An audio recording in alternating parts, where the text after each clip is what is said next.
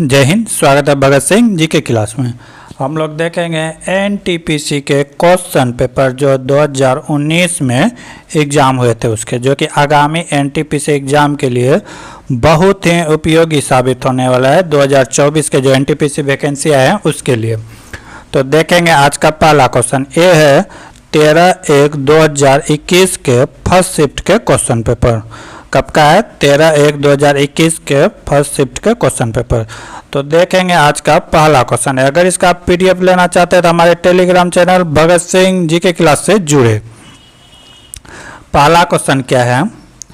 इनमें से किसने अपने साम्राज्य को संगठित एवं मजबूत बनाने के लिए सिंधु घाटी से लेकर बंगाल में स्थित सोनार घाटी तक शाही यानी कि रॉयल सड़क का निर्माण कराया, जिसका नाम ब्रिटिश काल के दौरान बदलकर जीटी रोड रख दिया गया? तो ये आसान सा क्वेश्चन था। इसका आंसर होगा शेरशाह सूरी। कौन होगा? शेरशाह सूरी। अभी जो है इसी मार्ग को NH1 और NH2 में जोड़ दिया गया है। NH1 और NH2 में जोड़ दिया गया है। ठीक है। अगर औरंगजेब की बात करें तो ये मुगल बादशाह थे, मुगल काल के अंतिम बादशाह कह सकते हैं, यानी कि पावरफुल। इसके बाद जो है मुगल का पतन हो गया था। अगर औरंगजेब की मृत्यु की बात करें तो कब हुआ था? 1707 में हो गया था। इसके बाद मुगल काल एकदम बिखर गया था। बहादुर शाह जफर की बात करें तो मुगल काल की अंतिम बादशाह था। कौन था? अंतिम, जो कि 1857 में इन्होंने ही भाग लिया था। इसके बाद इसको रंगूर यानी म्यांमार के जेल भेज दिया गया था। आलम सैयद वंश का, अगर इस आलम शाह की बात करें तो ये सैयद वंश का अंतिम शासक था। कौन था? सैयद वंश का अंतिम शासक। शेरशाह सूरी के बारे में तो जान ही रहे हैं, ये बिहार में भी राज किए थे। इसके मकबरा बिहार के सासाराम पे हैं। अगला क्वेश्चन,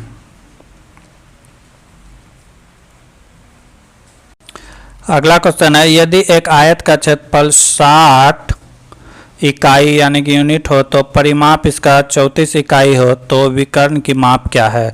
कराए एक आयत का क्षेत्रफल दिया गया है। आयत का क्षेत्रफल क्या होता है? L × B होता है, लंबाई गुना चौड़ाई। यही दिया हुआ है 60। अब परिमाप दिया हुआ है 34, तो परिमाप बराबर क्या होता है? 2 गुना लंबाई जोड़ चौड़ाई।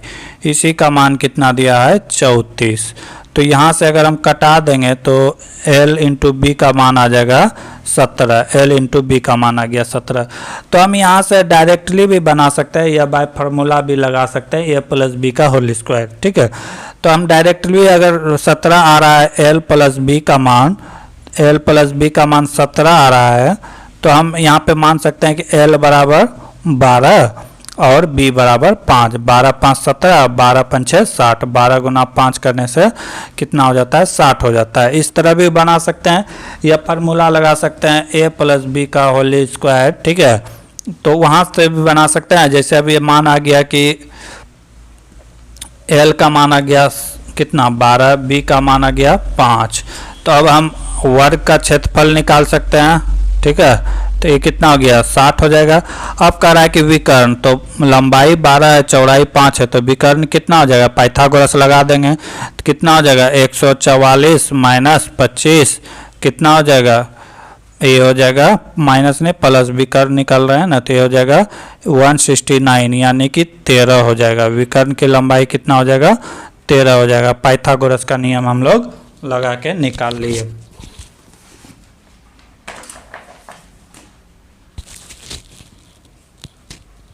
अगला क्वेश्चन है यदि किसी कूट भाषा में LAP क्या क्या दिया हुआ है? LAPTO, P को क्या लिखा है? 28 लिखा है, 16 लिखा है और 36 लिखा है। तो उसी इस कूट भाषा में इस तरह लिखा गया है DROUGH को लिखा है 12, 25, 36। ठीक है। तो पूछा है कि MEMBER को क्या लिखेंगे? तो इसमें क्या गया है देखेंगे। इसमें क्या किया गया है कि अंतिम और पहले का जोड़ का योग लिखा गया है।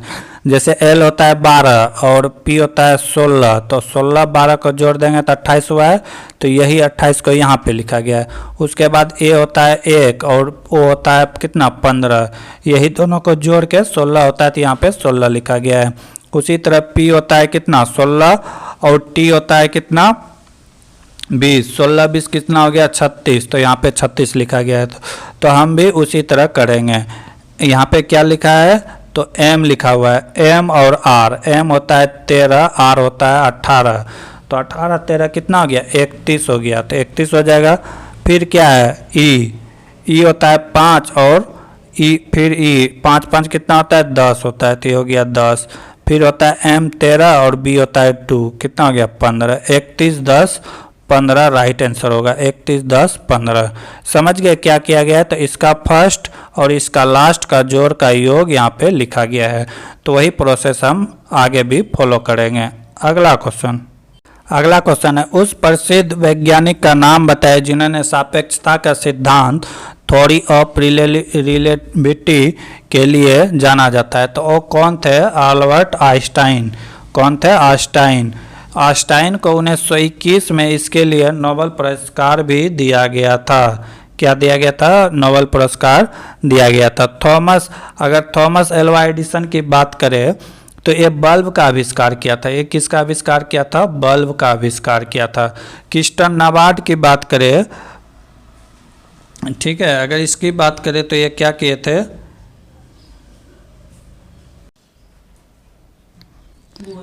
अगर जॉन डाल्टन की बात करें तो इन्होंने परमाणु सिद्धांत दिया था। क्या दिया था, परमाणु सिद्धांत। अगला क्वेश्चन है, निम्नलिखित में किस बैंक की स्थापना 1770 में कलकत्ता के यूरोपीय प्रबंधन के द्वारा किया गया था। तो ये सबको पता होगा, ये कौन सा बैंक था, तो ये था बैंक ऑफ हिंदुस्तान। भारत की पहली बैंक की बात करें तो कौन था, बैंक ऑफ हिंदुस्तान, ठीक है, बैंक ऑफ हिंदुस्तान।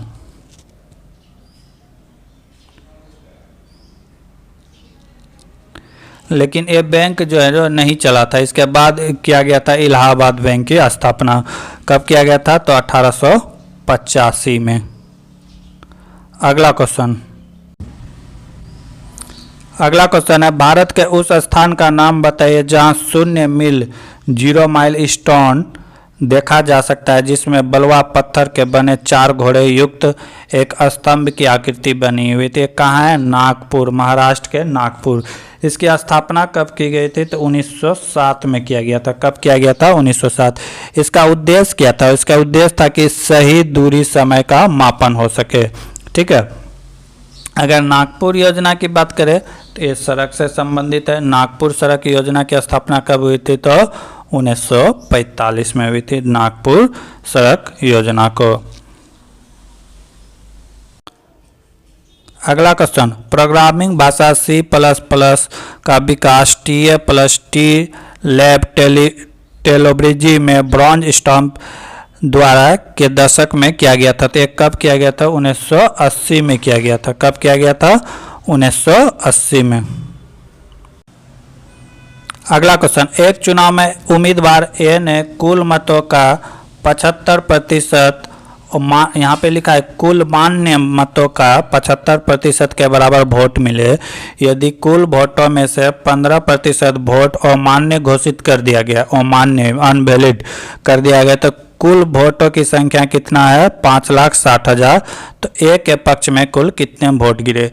अगर यहाँ पे अमान्य नहीं लिखा रहता तो आसान था, तो कुछ करना नहीं है, ये भी आसान है।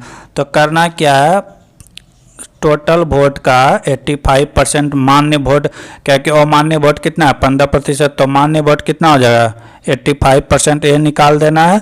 प्लस इसी का तो ये ने लाया है कितना 75%, तो 75% का मतलब क्या 3/4। परसेंटेज अगर पढ़े होंगे तो ये सब का यूज करना है। 3/4 किस तरह लिखे, ठीक है।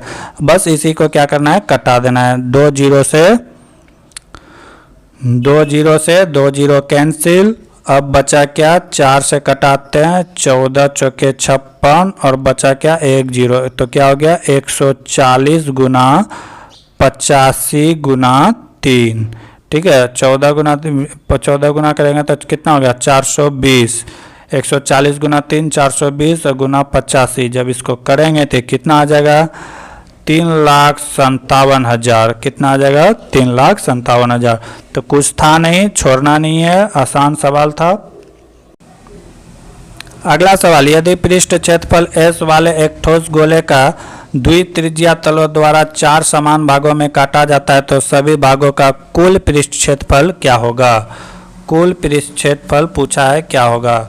तो गोले का जो पृष्ठ क्षेत्रफल होता है, अगर S हो तो पृष्ठ क्षेत्रफल ये क्या होता है, ये होता है 4 पाई r स्क्वायर।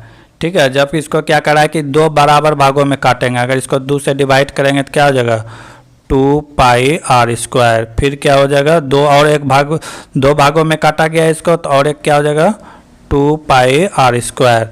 अब इसी को क्या कर देंगे, सबको क्या कर देंगे जोड़ देंगे, तो 4 2 6 2 कितना हो गया 8। कितना हो गया 8 पाई r स्क्वायर। और 4 पाई को कहते हैं s, तो 8 पाई को क्या कहेंगे 2s कहेंगे, इसको क्या कहेंगे 2s। अगर इसको डिवाइड करेंगे तो ये क्या हो जाएगा 4 गुना 2 लिखेंगे तो 2 बाहर आ जाएगा। अब 4 पाई r स्क्वायर को क्या कहते हैं s कहते हैं, तो इसका राइट आंसर क्या हो जाएगा 2s। क्या हो जाएगा 2s।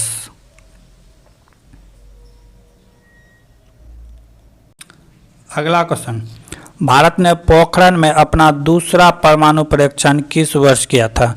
तो पहला तो 1975 में किया था, अगर दूसरा की बात करें तो कब किया था 1998 में। कब किया गया था 1998 में। उस समय अगर भारत के प्रधानमंत्री की बात करें तो के थे अटल बिहारी वाजपेयी। अगर राष्ट्रपति की बात करें तो कौन थे, तो राष्ट्रपति थे APJ अब्दुल कलाम। अगर शक्ति का नाम दिया जाए, उसका नाम क्या था, तो शक्ति 98 नाम दिया गया था। क्या दिया गया था शक्ति 98।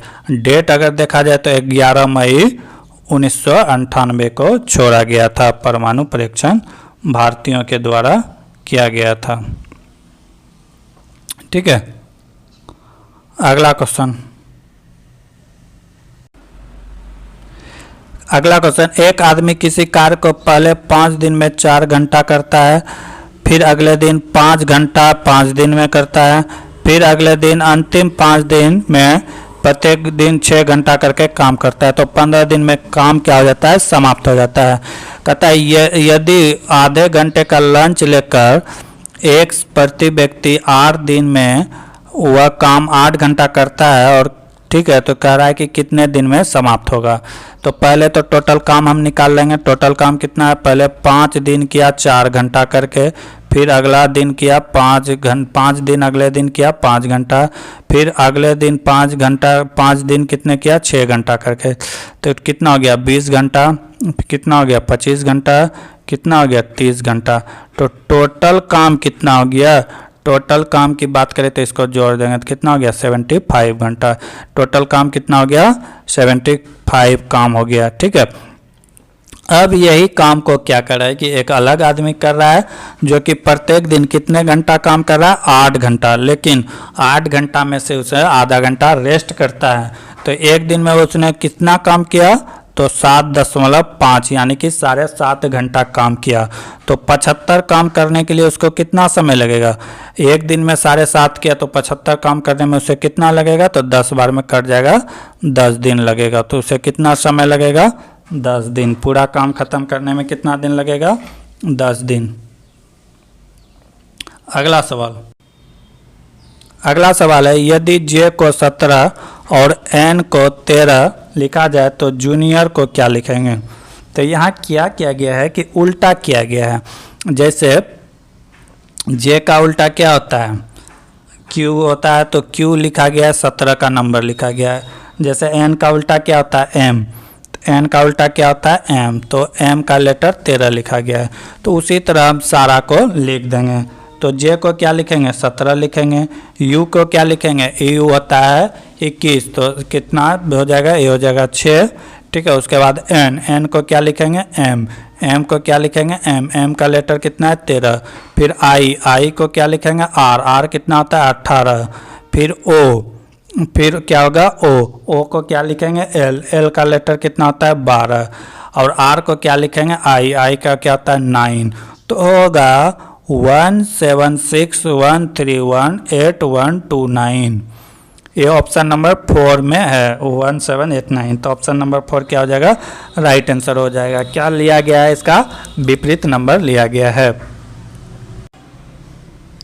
अगला क्वेश्चन, वह क्षेत्र जहां स्रोत से आने वाले पूरा प्रकाश अवरुद्ध हो जाता है उसे क्या कहलाते हैं, तो उसको क्या कहते हैं, उसको कहते हैं प्रकाशछाया, प्रकाशछाया कहते हैं। अगला क्वेश्चन है कि दिए गए कथन को ध्यानपूर्वक पढ़े और उस पर निर्णय ले। कथन क्या है, चैन खींचने की घटनाएं प्रतिदिन बढ़ती जा रही है। ठीक है, ये क्या है, कथन है। अब इसका कारण क्या दिया गया है, अवधारणा, पुलिसकर्मी ऐसी घटनाओं में शामिल होता है। दूसरा है चैन स्कैनरों को सजा की कोई डर नहीं है, तो उसको सजा की कोई डर नहीं है, तभी यह घटना दिन प्रतिदिन बढ़ते जा रहा है। पुलिस उसमें शामिल है, यह बात सही नहीं है, तो ये क्या होगा, अवधारणा सिर्फ 2 ही सही होगा। अगला क्वेश्चन,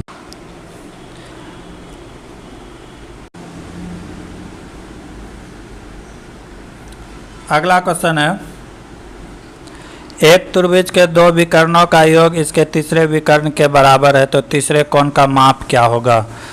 तो मान लेते हैं कि पहला x है, दूसरा क्या है x, इसी का योग कितना है 180। ठीक है, तो 2x बराबर कितना हो गया 180, तो x बराबर कितना हो जाएगा 90, यानी कि सबसे बड़ा कोण का वैल्यू कितना हो जाएगा 90, क्योंकि अगर एक त्रिभुज के 2 कोणों का योग बराबर है तो तीसरे कोण का क्या हो जाएगा, त्रिभुज के तीनों कोण का योग कितना होता है 180 डिग्री होता है, तो एक कोण 90 डिग्री का होगा।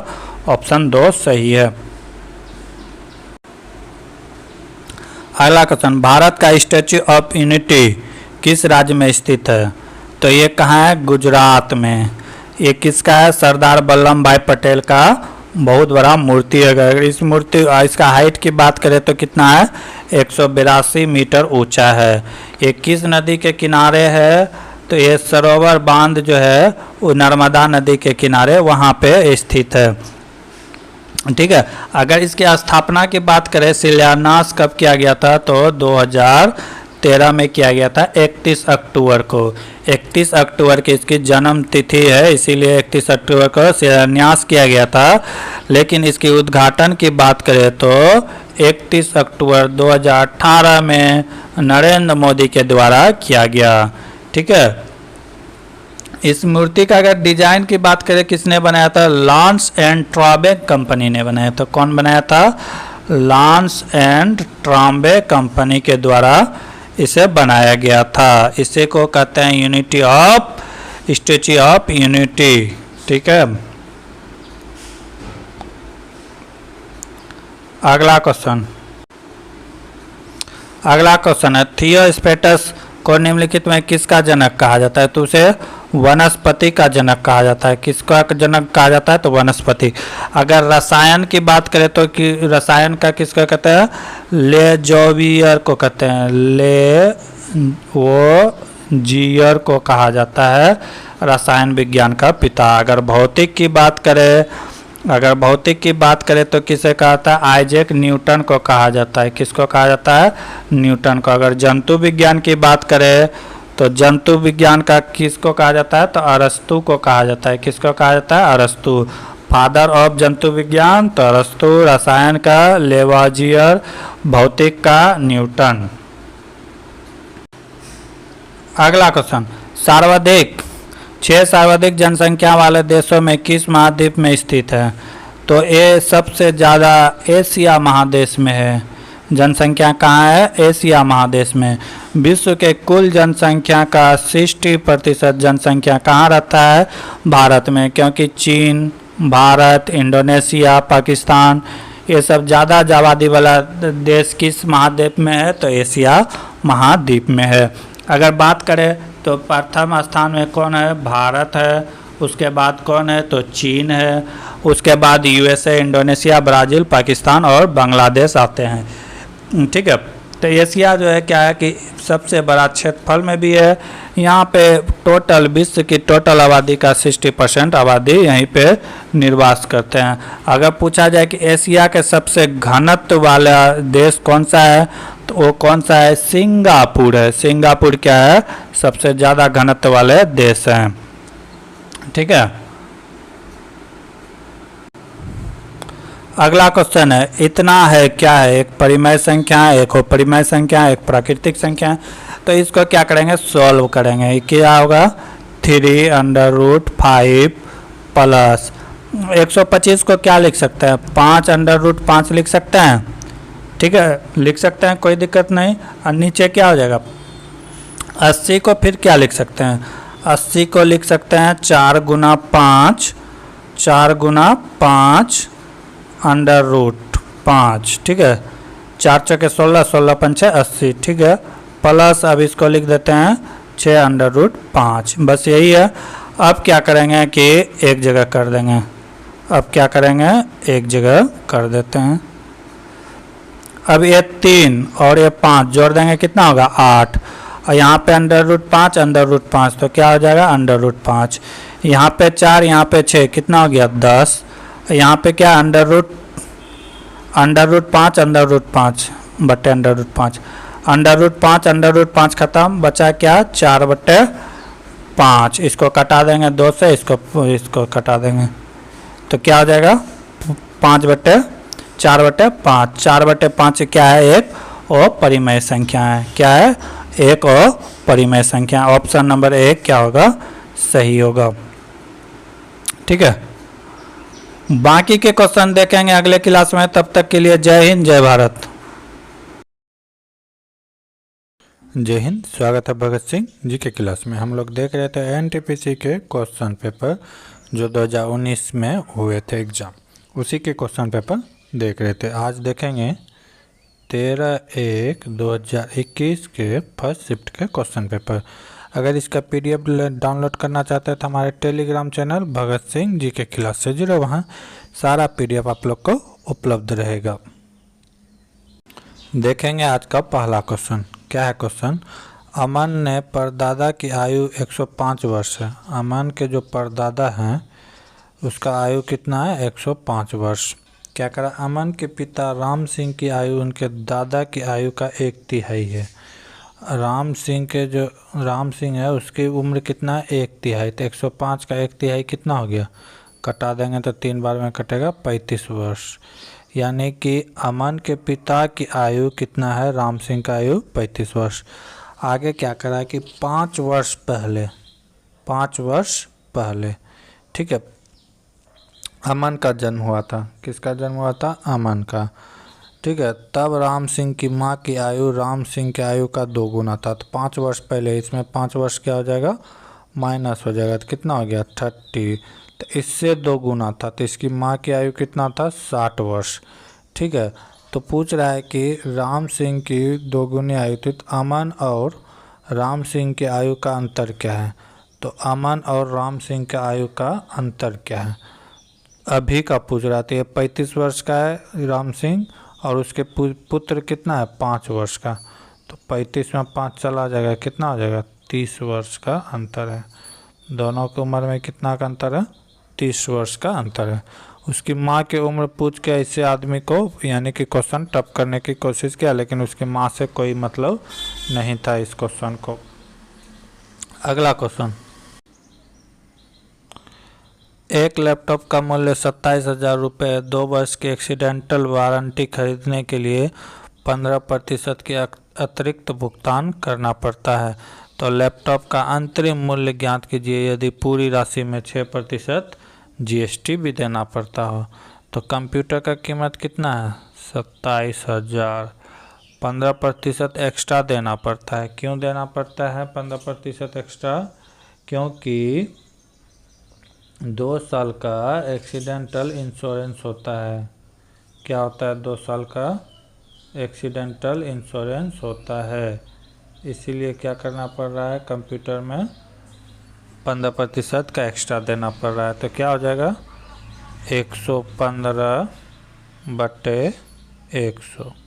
ठीक है, अब क्या कर रहा है कि इसमें 6% की जीएसटी भी देना पड़ रहा है, तो 6% जीएसटी कौन देगा? कस्टमर ही देगा। तो 106/100, बस इसी को सॉल्व कर देंगे, आंसर आ जाएगा। 2 0 से 2 0 कैंसिल, 1 0 से 1 0 कैंसिल। अब बचा क्या? 5 से कटाएंगे तो 2 बार में, ये कटेगा कितना? 23 बार में। और कुछ कटेगा? 2 से कटेगा ये 53 बार में। 53 बार में जो जो बचा सबको गुना कर देंगे। 27 गुना 23 गुना 53। जब इसको गुना कर देंगे तो ये कितना आएगा? 32,913 रुपये आएगा। 32,913 रुपये। अब ऑप्शन नंबर 1 सही होगा। कुछ नहीं करना था, बस यही करना था। अगला क्वेश्चन, लड़की की एक पंक्ति में फातिमा का सिर से, यानी कि एक लाइन है, ऊपर से कह रहा है कि फातिमा का स्थान कितना है? 15वां है। ऊपर से क्या कहता है कि दूसरे सिरे यानी कि नीचे से जो है फातिमा का ये जो है स्थान कौन सा है? मौजूदा लड़के में से 9वां है। ठीक है, कितना है? 9वां है। तो पूछ रहा है कि इस लाइन पे टोटल कितना लड़की बैठा हुआ है। तो ऐसे सवाल बनाने के लिए क्या करते हैं? दोनों को जोड़ देते हैं। 9 + 15 को जोड़ देते हैं, -1 कर देते हैं। -1 क्यों करते हैं? क्योंकि फातिमा को 2 बार गिन लिए। एक बार ऊपर से आ रहे थे तो तब गिने, और एक बार नीचे से जा रहे थे तब गिने। तो दोनों बार इसको गिन लिए। तो एक बार यहाँ पे क्या करेंगे? माइनस कर देंगे। तो 13 और 15 9 और 15 कितना हो जाता है? 9 15 हो जाता है 24। एक माइनस करना। एक माइनस क्यों कर रहे हैं? क्योंकि दोनों बार इसको गिन लिए थे। तो एक माइनस कर देंगे, कितना हो जाएगा? 23। तो उस पंक्ति में कितना लड़की है? 23। समझ गए? अब देखेंगे अगला क्वेश्चन। अगला क्वेश्चन है, नीति आयोग का गठन डैश 2015 में भारतीय योजना आयोग को समाप्त करके किया गया। तो कब किया गया था नीति आयोग की स्थापना? तो 1 जनवरी 2015 को। नीति आयोग की फुल फॉर्म पूछे NITI, तो इसका क्या होता है? इसका होता है नेशनल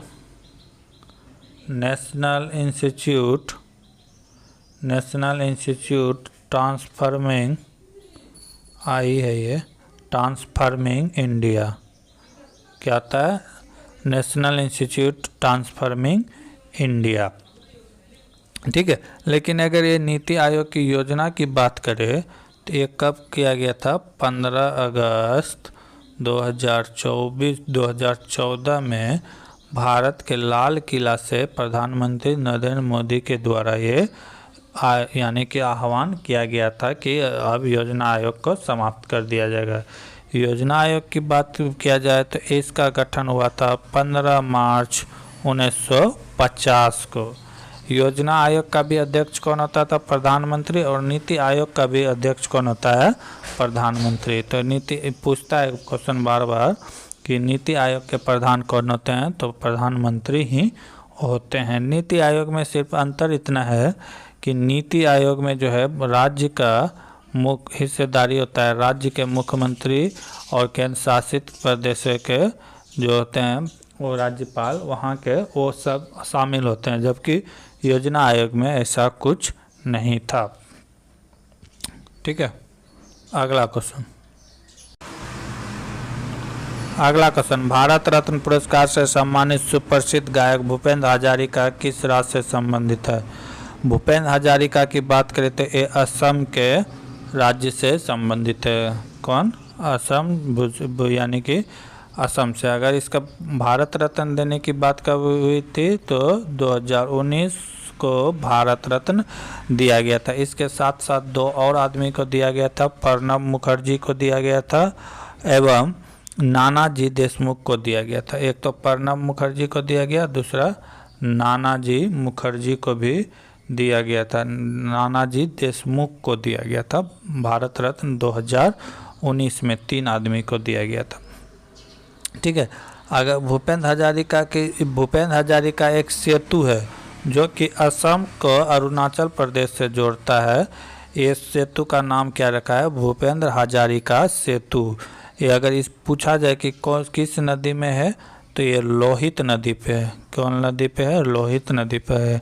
ये नदी पे यानी कि रोड मार्ग से बनने वाला सबसे बड़ा पुल है। इसकी लंबाई की बात करें तो 9.15 किलोमीटर लंबा है। कितना लंबा है? 9.15 किलोमीटर लंबा है। अगर इस पुल के उद्घाटन की बात करें तो 2017 में नरेंद्र मोदी के द्वारा किया गया था। ठीक है, अगला क्वेश्चन। अगला क्वेश्चन है 36 और n का HCF और LCM क्रम का 9 और 18 है, तो n का वैल्यू क्या है? तो किस तरह यहाँ पे निकालते हैं? तो क्या होता है, HCF इंटू LCM बट्टे 2 संख्या होता है, तो जिसका मान नहीं दिया हुआ है वो n का वैल्यू यहाँ पे निकल जाएगा। ठीक है, अब बट्टे क्या हो जाएगा? 36 नहीं दिया हुआ है, तो HCF का वैल्यू कितना दिया हुआ है? 9 और LCM का वैल्यू दिया हुआ है 180। अब बटे कितना हो जाएगा?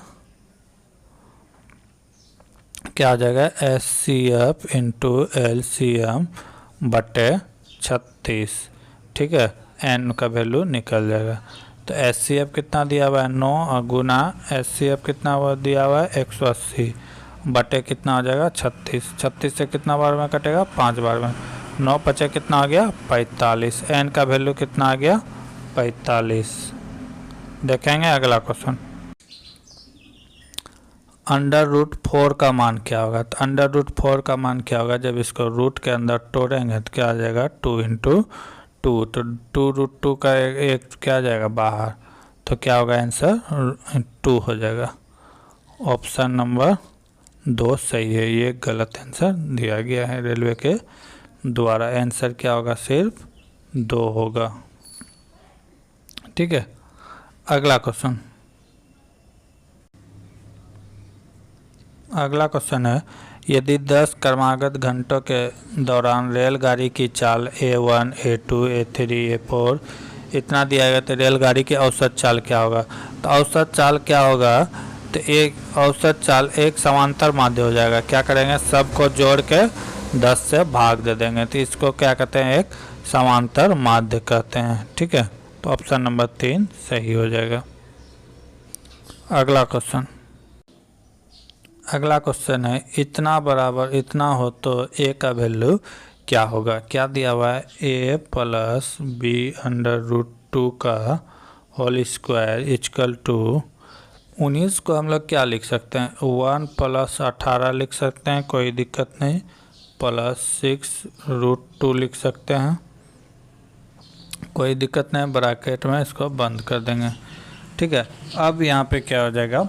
इसको जब अलग अलग करेंगे तो ये हो गया a प्लस b का होल 2 बराबर हो जाएगा इधर 1 का स्क्वायर, क्या हो जाएगा? 1 का स्क्वायर, और 18 को क्या लिख सकते हैं? 18 को लिख सकते हैं 3 इंटू √2 का स्क्वायर। कितना? 3 तिया 9, 9 दूना 18। ठीक है, अब प्लस 2ab का फार्मूला में तोड़ देंगे, 2a √2a। ठीक है, इतना कर दिए। तो अब एक क्या आया फार्मूला? a प्लस b √2 का वैल्यू आ गया, इसका वैल्यू क्या आ गया? यहाँ से क्या बाहर आएगा? 1, यहाँ से 3√2 पर होल पावर। ठीक है, इतना आ गया। अगर यहाँ से देखें तो a वाला तो सेम आ गया, तो a का वैल्यू यहाँ पे क्या हो गया? 1 के बराबर। a का वैल्यू क्या हो गया? 1 के बराबर। ऑप्शन नंबर 4 सही है, फार्मूला में तोड़ देना था इसको। अगला क्वेश्चन। अगला क्वेश्चन क्या कर, एक बाल्टी में दूध और पानी का रेशियो दिया हुआ है, मिल्क और वाटर। मिल्क है 2, वाटर है 1। ठीक है, यदि दूध और पानी का अनुपात 1:2 करना हो तो मिश्रण में पानी की कितनी मात्रा मिलाई जानी चाहिए? कह रहा है कि मिश्रण में जो है पानी की मात्रा कितनी मिलाना चाहिए। ठीक है, अगर हम इसमें 1 लीटर पानी मिलाते हैं तो ये मिश्रण टोटल कितना है, 3 है। अगर 1 मिलाएंगे तो कितना हो जाएगा, 1 लीटर पानी मिलाएंगे तो ये टोटल हो गया 4। ठीक है, 4 हो गया। तो 4 जो हो गया तो इसमें क्या हो जाएगा, क्या कर रहा है कि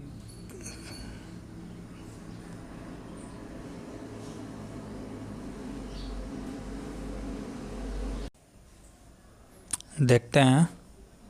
तो क्या है कि पानी और दूध का रेशियो, मिल्क और वाटर का रेशियो कितना दिया हुआ है, 2:1 दिया हुआ है। अब यहाँ पे अगर हम दूध देखें तो दूध की मात्रा कितना हो जाएगा, 2/3। अब पानी की मात्रा देखें तो क्या हो जाएगा, 1/3। ठीक है, कोई दिक्कत नहीं। अब क्या कर रहा है कि माना कि पानी कितना मिला है, पानी कितना मिला है ये पता नहीं है। मान लिया कि 1 लीटर पानी मिला है, कितना मिला है, 1 लीटर पानी मिला है। तो 1 लीटर पानी मिलाने के बाद रेशियो क्या हो जाता है, तो ये तो पहले से था दूध का रेशियो 2/3। अब पानी कितना मिला रहे हैं तो 1/3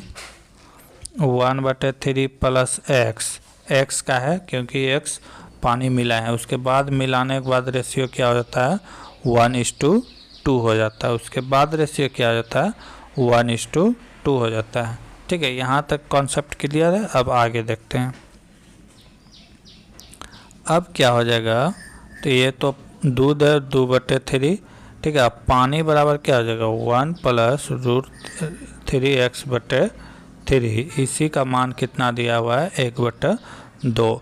जब इसको सॉल्व करेंगे, तिरछा तिरछी गुना करेंगे तो ये 3 तो कट जाएगा। ठीक है, ऊपर क्या बचेगा, ऊपर बचेगा 2 और नीचे क्या बचेगा, 1 + 3x। ठीक है, इक्वल टू कितना हो गया, 1/2। अब यहाँ से हम लोग क्या करेंगे, तिरछा तिरछी गुना कर देंगे तो कितना हो जाएगा, 4 बराबर इधर हो गया कितना, 1 + 3x, x बराबर 3x। एक जो है इस पार लाएंगे तो क्या हो जाएगा, माइनस, इधर लाएंगे तो क्या हो जाएगा, माइनस। तो 4 माइनस हो जाएगा, 4 - 1 = 3x। तो इधर क्या हो गया, 3 बराबर 3x। तो x 3 से 3 कट जाएगा, x का वैल्यू क्या आ गया, 1। यानी कि 1 लीटर पानी मिला, 1 बाल्टी पानी मिलाने से काम हो जाएगा। ऑप्शन नंबर क्या हो जाएगा, ऑप्शन नंबर बी सही है, 1 बाल्टी पूरा पानी मिलाना होगा। अगला क्वेश्चन, अंतर्राष्ट्रीय क्रिकेट परिषद में मैच रेफरी के रूप में नियुक्त की जाने वाली प्रथम भारतीय महिला का नाम बताइए। तो उसका नाम क्या है, ये ऑप्शन से भी छाट सकते थे। हरप्रीत कौर अभी क्रिकेटिंग खेल रही है, झूलन गोस्वामी भारत के महिला टीम के तेज गेंदबाज थी, मिताली राज की भारतीय महिला जो है ICIC टीम का अभी ये क्या है, कप्तान है। तो एक ही नाम है जो कि डिफरेंट था, झूलन गोस्वामी। ठीक है, कौन, झूलन गोस्वामी। इसकी एज की बात करें तो मात्र 51 ईयर्स की है। अभी तक इन्होंने 3 2020 मैचों में अपना क्या किया है, अंपायरिंग कर चुका है, रेफरिंग कर चुका है। ठीक है, इसकी बात करें तो 2008 और 2009 के सेशन में ये काम कर चुकी है। बाकी सब के बारे में जानते हैं। झूलन गोस्वामी भारतीय टीम के यानी कि बहुत ही तेज गेंदबाज बॉलर, मिताली राज कप्तान, हरप्रीत कौर भारतीय टीम के ही हिस्से हैं अभी। अगला क्वेश्चन है, उस विकल्प का चयन करें जो तीसरे पद से वही संबंधित है जो कि दूसरे पद पहले पद से। तो क्या लिखा गया है, लिखा गया है EIOR को लिखा गया है HFRO। तो इसमें किया गया है यही देखना है। ठीक है, जैसे ई होता है 5, सबका नंबरिंग कर देना है, 5 9 15 18। इधर भी नंबरिंग कर देना है, ये कितना हो गया, 8 6 18 15। अब ये दोनों में अंतर देखना है, क्या कितना का अंतर है, तो +3 किया गया है। 9 और 6 में क्या कर देख रहे हैं, -3 किया गया है। फिर 15 18 में क्या देख रहे हैं, +3 किया गया है। फिर 18 15 में क्या क्या देख रहे हैं, -3 किया गया है, यानी कि एक बार माइनस और एक बार प्लस करते जा रहे हैं। तो हम भी अगले फार्मूला में वही फॉलो करेंगे, अपना भी फार्मूला में क्या फॉलो करेंगे, वही बात फॉलो करेंगे। तो क्या है, JLQW, तो इसका क्या हो जाएगा, J होता है कितना 10, L होता है 12, Q होता है 17, W होता है 23। तो अब इसी को हम लोग आगे बढ़ा के लिखेंगे, क्या हो जाएगा, J में 3 जोड़ेंगे तो कितना हो जाएगा, 3 जोड़ेंगे तो J में 3 जोड़ेंगे तो कितना होगा, 13, 13 में क्या होता है, M होता है, 13 में क्या होता है, M। फिर 12, इसमें क्या करेंगे, 3 माइनस करेंगे तो क्या हो जाएगा, 9, 9 में क्या होता है, तो I होता है। फिर क्या करेंगे, 3 ऐड करेंगे तो 17 में 3 जोड़ेंगे कितना होगा, 20, 20 में क्या होता है, T होता है। फिर क्या करेंगे, माइनस 23 में 3 माइनस करेंगे क्या होगा, 20, 20 में क्या होता है, T। तो क्या होगा, MITT, MITT, ऑप्शन नंबर 4 सही है। अगला क्वेश्चन, विकल्प में दी गई नदियों में से 3 के बीच एक निश्चित संबंध है जबकि उनके असंगत है, तो उस नदी का चयन करें जो अन्य से संगत नहीं है। यहाँ पे 4 नदी का नाम दिया गया है, पूछा गया है कि 3 एक ही जगह से संबंधित है, बाकी एक अलग जगह से। तो इसमें क्या है कि एक गोदावरी जो है, गोदावरी डिफरेंट है क्योंकि ये कहाँ से, हिमालय से नहीं निकलते। गंगा, सिंधु, ब्रह्मपुत्र ये तीनों कहाँ से निकलता है, तो ये हिमालय से निकलता है। और जबकि गोदावरी कहाँ से निकलता है, तो नासिक के एक झील से निकलता है, ठीक है। तो इसीलिए यहाँ पे डिफरेंट क्या हो जाएगा, गोदावरी। अगला क्वेश्चन, भारतीय रिजर्व बैंक की स्थापना 1 अप्रैल डैश को 5 करोड़ पूंजी के साथ हुआ था। कब हुआ था, 1935 में। कब हुआ था, 1935 में। अगर पूछे कौन से कमेटी के तहत हुआ था, तो ये RBI एक्ट 1934 के द्वारा हुआ था। किसके द्वारा, 1934 के द्वारा हुआ था। अगर राष्ट्रीय बैंक यानी कि RBI का राष्ट्रीयकरण किया जाए, की बात किया जाए, तो कब किया गया था, 1 जनवरी 1949 को किया गया था। कब किया गया था, 1 जनवरी 1949 को किया गया था। अगर उस समय के RBI के गवर्नर की बात किया जाए तो कौन थे, CD देशमुख। कौन थे, CD देशमुख।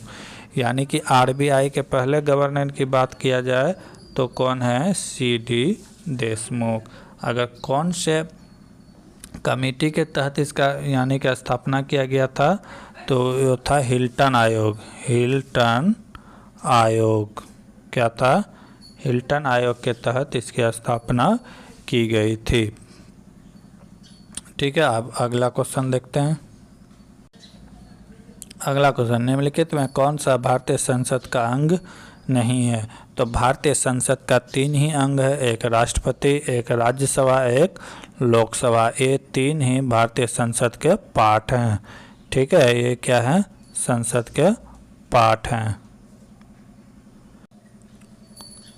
जिसमें कि एक नहीं है तो क्या है, राज्य विधान सभा। राज्य विधानसभा नहीं है। ये तीनों क्या है, संसद के पार्ट हैं। राज्य विधानसभा की बात करें तो इसका वर्णन कहाँ है, तो इसका वर्णन है 175 में। अगर लोकसभा की बात करें तो कितना, 80, राज्यसभा का बात करें तो 79, राष्ट्रपति 52, ठीक है। अनुच्छेद भी संबंधित है, इसको सब याद करते रखना है, इस सबसे संबंधित अनुच्छेद को, ठीक है। अगला क्वेश्चन, अगला क्वेश्चन है, यदि x का y प्रतिशत, क्या कह रहा है, यदि y का x प्रतिशत, ठीक है, क्या कह रहा है कि z के y प्रतिशत के बराबर है। तो क्या कर रहा है, z के y प्रतिशत के बराबर है, तो कौन सा सत्य है। तो इतना है, तो यहाँ पे पहले काट छाट कर देते हैं। 100 से 100 गया, y से y गया, तो x बराबर क्या हो गया, z। x बराबर क्या हो गया, z। ऑप्शन नंबर किस में है, तो ऑप्शन नंबर 1 सही है, x बराबर z।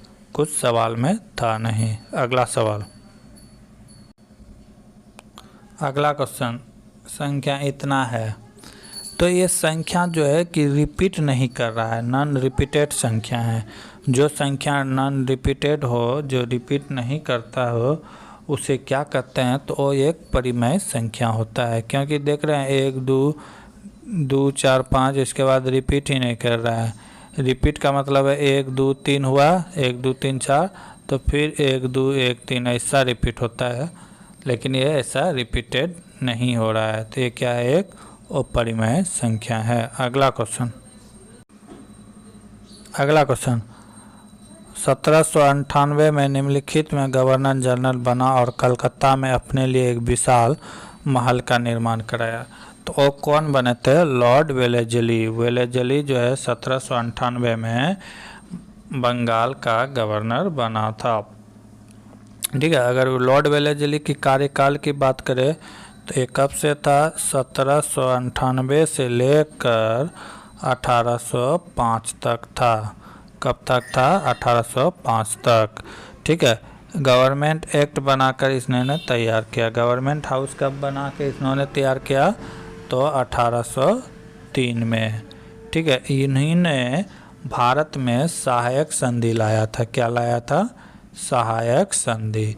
सहायक संधि करने वाला पहला कौन था भारत का शासक, तो हैदराबाद के कौन थे, हैदराबाद के निजाम थे। ये क्वेश्चन बहुत बार पूछता है कि सहायक संधि अपनाने वाला पहला राज्य कौन सा, यानी कि भारत का कौन सा क्षेत्र था, तो हैदराबाद का निजाम था। ठीक है, अगर इस लॉर्ड वेलेस्ली की बात करें तो इन्हीं ने कलकत्ता कॉलेज की स्थापना कराने में मदद किया था। ठीक है, बाकी के क्वेश्चन देखेंगे अगले क्लास में। तब तक के लिए जय हिंद, जय भारत।